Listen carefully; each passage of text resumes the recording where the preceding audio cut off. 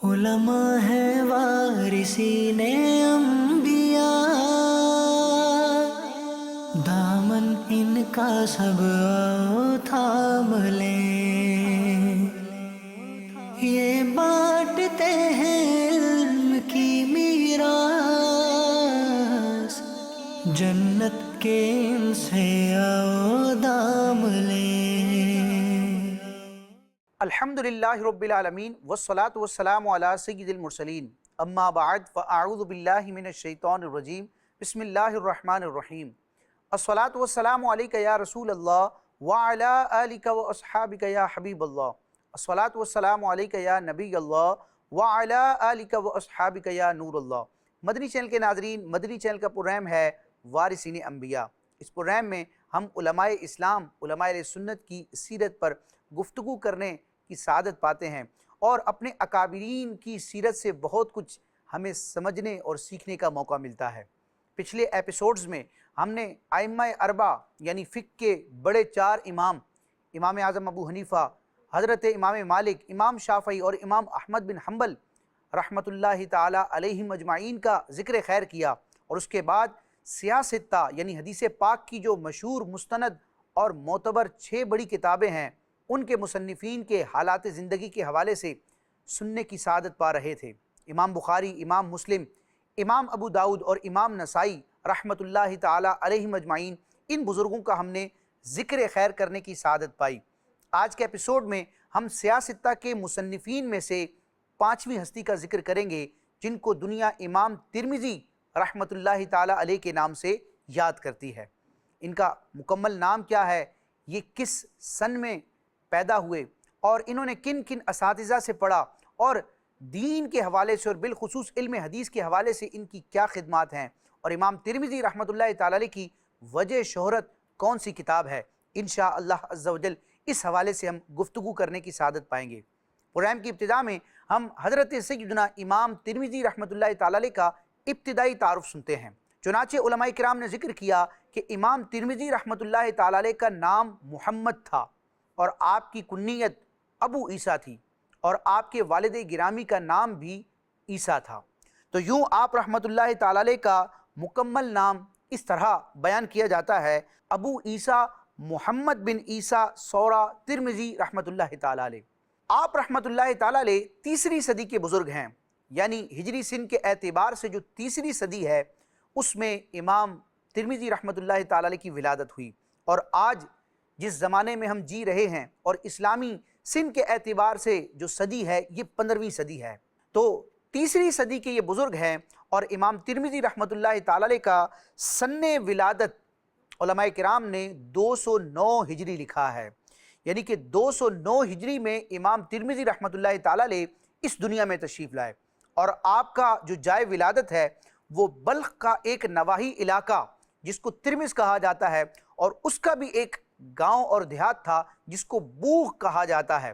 اس مقام پر امام ترمذی رحمۃ اللہ تعالی علیہ کی ولادت ہوئی۔ تو چونکہ بلخ کے نواحی علاقے ترمذ میں امام ترمذی پیدا ہوئے، لہٰذا اس علاقے کی نسبت سے، اس مناسبت سے امام ترمذی رحمۃ اللہ تعالی علیہ کو ترمذی کہا جاتا ہے۔ ویسے یہ لفظ کئی اور علماء اور محدثین کے لیے بھی استعمال ہوتا ہے، لیکن مطلق جب امام ترمذی کہا جاتا ہے تو علماء کرام کے نزدیک عام طور پر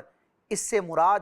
سیاستہ کے مصنفین میں سے یہ شخصیت ہوتے ہیں، امام ترمذی۔ اور انہی کے ہم نام ہم لقب ایک اور بزرگ ہیں، وہ بھی بہت بڑے محدث تھے، ان کی بھی حدیث کی کتاب ہے، انہیں حکیم ترمذی کہا جاتا ہے، اور ان کی حدیث کی مشہور کتاب ہے نوادر الاصول۔ لیکن یہ سیاستہ کے مصنفین میں شامل ہیں، اور ان کا نام ابو عیسیٰ محمد بن عیسیٰ ترمذی رحمۃ اللہ تعالی علیہ ہے۔ مدنی چینل کے ناظرین، ہم اپنے اسلاف کی زندگی میں یہ پہلو دیکھتے ہیں کہ جب وہ ہوش سنبھالتے ہیں،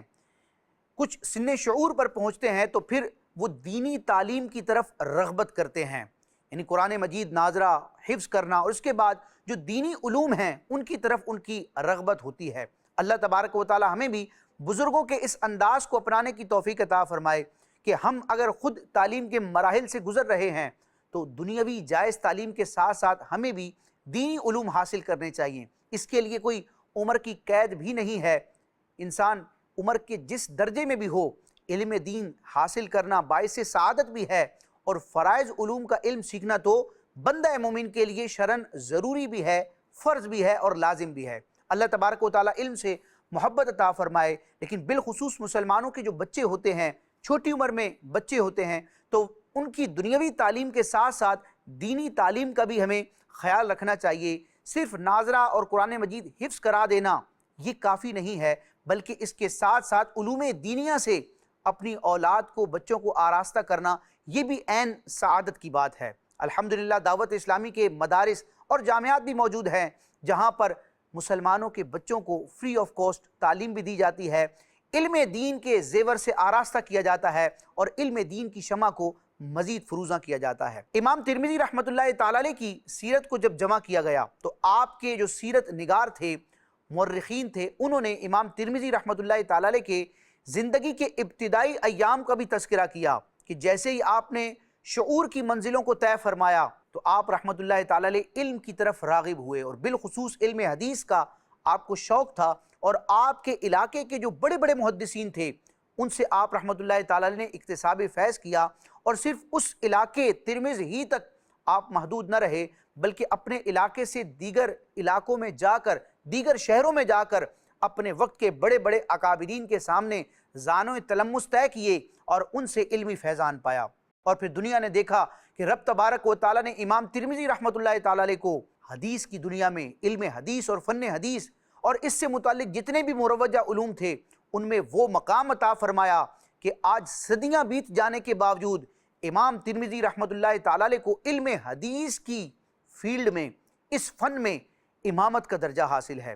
آپ ایک اتھارٹی ہیں، آپ کا نام ایک حجت اور دلیل کے طور پر پیش کیا جاتا ہے، اور اللہ تبارک و تعالیٰ نے آپ کو یہ اعزاز عطا فرمایا ہے کہ اس امت میں احادیث پر لکھی جانے والی جو کتابیں ہیں، اور ان میں جو 6 صحیح ترین کتابیں ہیں جن پر ساری امت کا اتفاق ہے، اعتماد ہے،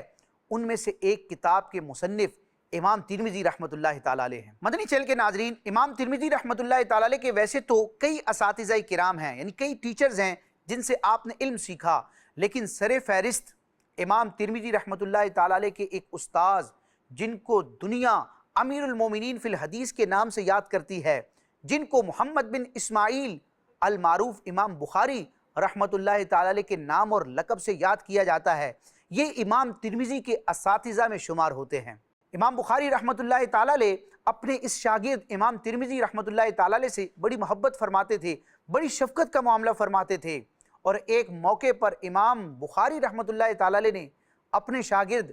امام ترمذی سے فرمایا کہ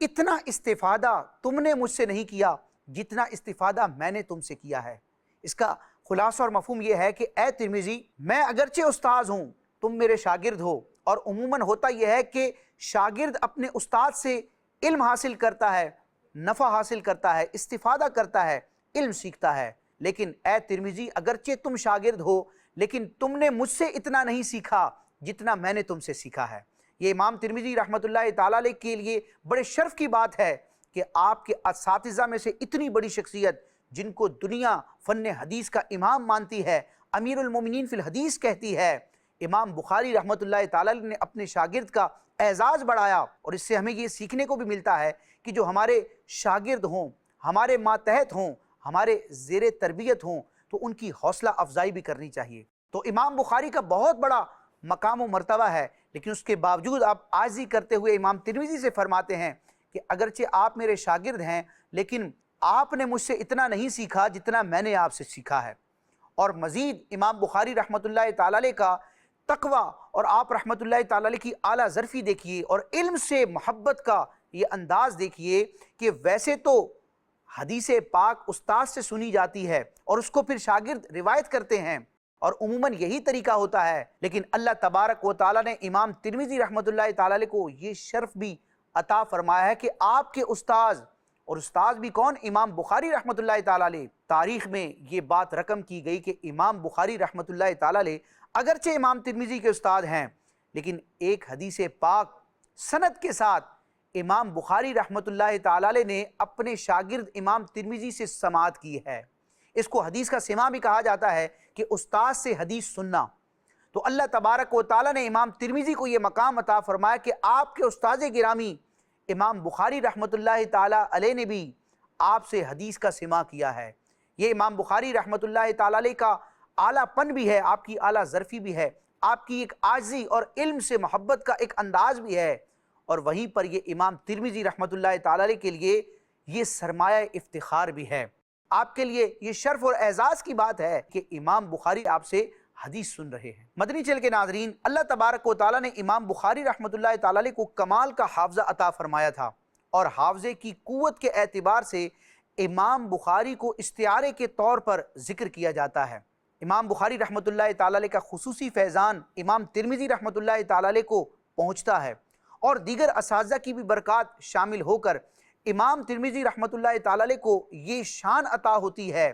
کہ رب تبارک و تعالیٰ کے فضل سے امام ترمذی رحمۃ اللہ تعالیٰ علیہ کا حافظہ بھی قوت حافظہ کے اعتبار سے ضرب المثل کے طور پر پیش کیا جاتا تھا۔ اللہ تبارک و تعالیٰ نے آپ کو کمال کا حافظہ عطا فرمایا تھا، چنانچہ امام شمس الدین ذہبی رحمۃ اللہ تعالیٰ علیہ نے اپنی کتاب سیر اعلام النبلاء میں امام ترمذی رحمۃ اللہ تعالیٰ علیہ کی قوت حافظہ سے متعلق تحریر فرمایا کہ کان ابو عیسیٰ یضرب بہ المثل فی الحفظ، کہ قوت حافظہ کے معاملے میں امام ترمذی رحمۃ اللہ تعالیٰ علیہ کو ضرب المثل کے طور پر پیش کیا جاتا تھا۔ اللہ تبارک و تعالیٰ نے آپ کو ایسا کامل حافظہ عطا فرمایا تھا کہ آپ احادیث کا حفظ کیا کرتے تھے اور اس کو بیان فرمایا کرتے تھے۔ مدنی چینل کے ناظرین، یہ رب تبارک و تعالیٰ کا فضل ہے کہ جب رب تبارک و تعالیٰ اپنی مخلوق میں اپنے بندوں میں سے کسی شخص کو ایک بڑے کام کے لیے منتخب فرماتا ہے تو اس کو صلاحیتیں بھی اعلیٰ درجے کی عطا فرماتا ہے۔ یعنی رب تبارک و تعالیٰ جب کسی بندے سے غیر معمولی کام لیتا ہے تو اس کو غیر معمولی صلاحیتیں بھی عطا فرماتا ہے۔ تو چونکہ امام ترمذی رحمۃ اللہ تعالیٰ علیہ نے علم حدیث کی خدمت کرنی تھی اور اتنا بڑا کام کرنا تھا، لہٰذا رب تبارک و تعالیٰ کی خصوصی رحمت ان کے شامل حال ہوئی، اور عام لوگوں سے بڑھ کر اللہ تبارک و تعالیٰ نے امام ترمذی رحمۃ اللہ تعالیٰ علیہ کو حافظہ عطا فرمایا۔ آپ رحمۃ اللہ تعالیٰ علیہ علم دین حاصل کرتے، اس کو عام کرتے، احادیث سنتے، اس کو آگے بیان کرتے، اور ان احادیث پر عمل بھی فرمایا کرتے تھے۔ یعنی آپ ایک عالم با عمل تھے، اور آپ رحمۃ اللہ تعالیٰ علیہ کی زندگی میں زہد و تقوی اور خوف خدا کا غلبہ تھا۔ امام ترمذی رحمۃ اللہ تعالیٰ علیہ کے حوالے سے ذکر کیا جاتا ہے کہ آخری عمر پر آ کر، یعنی زندگی کے اختتامی ایام پر، آپ رحمۃ اللہ تعالیٰ علیہ کی بینائی یعنی دیکھنے کی قوت جاتی رہی، اور اپنی زندگی کے آخری کئی ایام آپ نے اسی حالت میں گزارے۔ اس کی وجہ کیا ہے؟ چنانچہ علماء کرام نے اس کی وجہ یہ ذکر کی کہ امام ترمذی رحمۃ اللہ تعالیٰ علیہ رب تبارک و تعالیٰ کی خوف و خشیت میں کثرت سے گریہ وزاری کیا کرتے تھے، رویا کرتے تھے، تو کثرت سے رونے کی وجہ سے امام ترمذی رحمۃ اللہ تعالیٰ علیہ کی بینائی جاتی رہی۔ چنانچہ امام شمس الدین ذہبی رحمۃ اللہ تعالیٰ علیہ اپنی کتاب سیر اعلام النبلاء میں ایک بزرگ کے حوالے سے نقل فرماتے ہیں۔ اس بزرگ کا کہنا ہے کہ امام بخاری رحمۃ اللہ تعالیٰ علیہ دنیا سے چل بسے، اور اپنے بعد خراسان میں علم و حفظ اور زہد و تقوی میں ابو عیسیٰ ترمذی یعنی کہ امام ترمذی رحمۃ اللہ تعالیٰ علیہ جیسا کوئی نہ چھوڑا۔ یعنی خراسان کے علاقے میں امام بخاری رحمۃ اللہ تعالیٰ علیہ کے بعد اگر علم و فضل اور علم و حفظ اور تقوی اور پرہیزگاری میں کسی کا نام تھا تو وہ امام ترمذی رحمۃ اللہ تعالیٰ علیہ تھے، آپ کی مثل کوئی نہ تھا۔ چنانچہ یہ بزرگ فرماتے ہیں وہ یعنی کہ امام ترمذی رحمۃ اللہ تعالیٰ علیہ اس قدر روتے کہ آنکھوں کی بصارت چلی گئی، یعنی آنکھوں کی جو دیکھنے کی صلاحیت ہے، بینائی ہے، یہ رخصت ہو گئی، اور کئی سال اسی طرح نابینا حالت میں امام ترمذی رحمۃ اللہ تعالیٰ علیہ نے اپنی زندگی گزاری۔ اللہ تبارک و تعالیٰ ان کے درجات بلند فرمائے، اور ان کو جو خوف و خشیت عطا ہوا اور علم کی اصل روح اور چاشنی عطا ہوئی، اللہ تبارک و تعالیٰ اس کا صدقہ ہمیں بھی نصیب فرمائے کہ علم پڑھیں اور اس پر عمل کریں، اور اس کی ٹھنڈک، اس کی تاثیر اور مٹھاس کو اپنے دل میں محسوس کریں۔ مدنی چینل کے ناظرین، امام ترمذی رحمۃ اللہ تعالیٰ علیہ نے ویسے تو حدیث کے موضوع پر متعدد کتابیں تحریر فرمائی ہیں، لیکن ان میں سے ایک کتاب جسے اتنی شہرت اور مقبولیت عطا ہوئی ہے کہ سیاہ ستہ میں اس کا شمار کیا جاتا ہے، جسے دنیا سنن ترمذی یا جامع الترمذی کے نام سے یاد کرتی ہے۔ جی ہاں، یہ کتاب امام ترمذی رحمۃ اللہ تعالیٰ علیہ کی تصنیف کردہ ہے۔ آپ رحمۃ اللہ تعالیٰ علیہ نے حدیث کے موضوع پر یہ شاندار کتاب تحریر فرمائی ہے۔ اس کتاب کے نام کے حوالے سے مختلف اقوال ہیں، کیونکہ حدیث کی کتابوں کے جو نام ہیں وہ احادیث کے اسلوب اور انداز کے مطابق مختلف ہیں، یعنی احادیث مبارکہ جس انداز اور طریقہ کار اور جس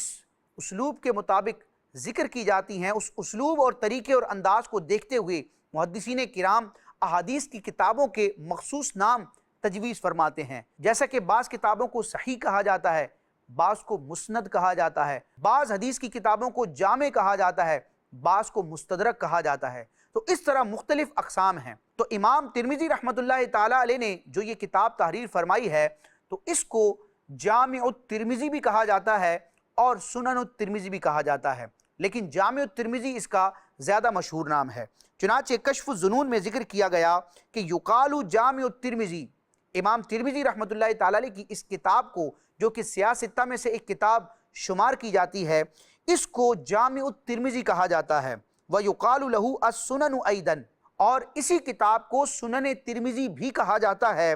وَالْأَوَّلُ أَكْثَرُ،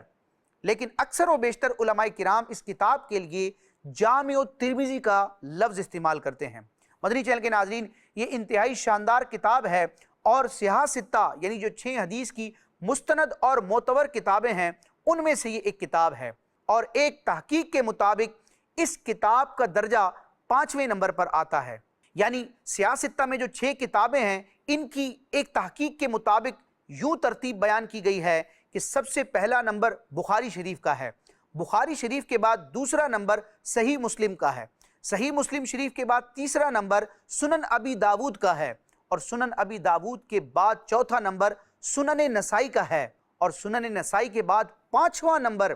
سنن ترمذی کا ہے، اور سنن ترمذی کے بعد 6واں نمبر سنن ابن ماجہ کا ہے۔ تو یہ سیاہ ستہ کی 6 کتابوں کی ترتیب ہے۔ تو اس ترتیب کے اعتبار سے 5ویں نمبر کی کتاب امام ترمذی رحمۃ اللہ تعالی علیہ کی یہ جامع الترمذی ہے۔ لیکن اس کتاب کا جو اسلوب ہے اور امام ترمذی رحمۃ اللہ تعالی علیہ نے جس عمدگی کے ساتھ اور جس محنت کے ساتھ اس کتاب کو تحریر فرمایا ہے، تو اس کے انداز اور اسلوب کو دیکھتے ہوئے علماء کرام اس کو سیاہ ستہ میں بخاری اور مسلم کے بعد ایک اہم اہمیت دیتے ہیں۔ یعنی اگرچہ سند کے اعتبار سے، درجات کے اعتبار سے یہ 5ویں نمبر پر ہے،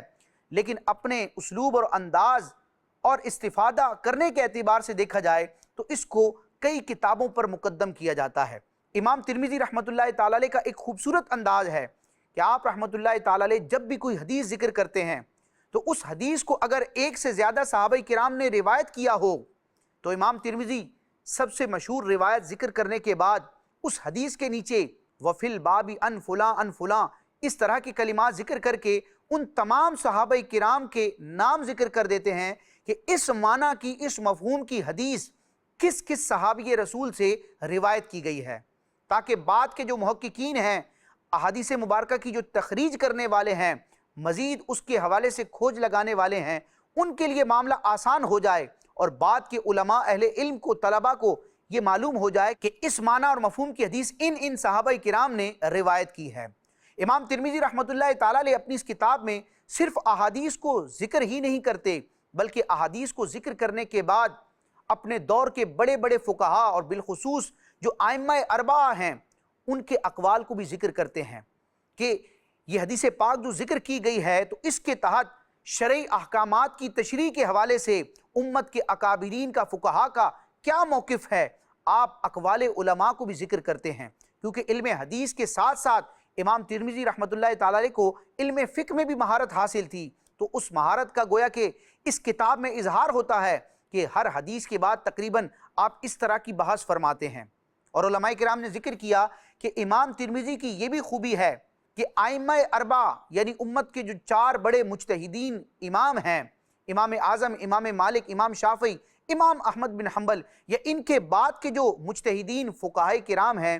ان فقہاء امت نے جن جن احادیث سے استدلال کیا ہے، یعنی جن جن احادیث سے شرعی احکامات کو ثابت کیا ہے اور شرعی احکامات کو بیان کرنے کے لیے جن جن احادیث کو اپنی دلیل بنایا ہے،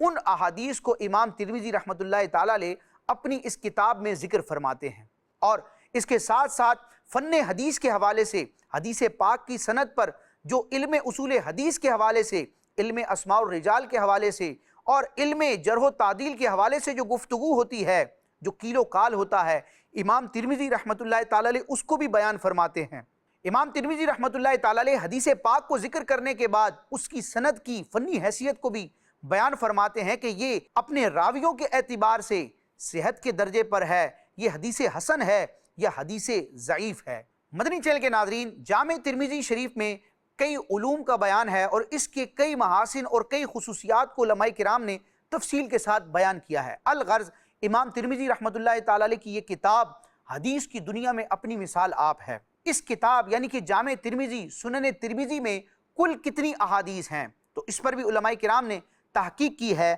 اور ایک تحقیق کے مطابق ترمذی شریف میں بیان کردہ جملہ احادیث کی تعداد یعنی تمام احادیث کی تعداد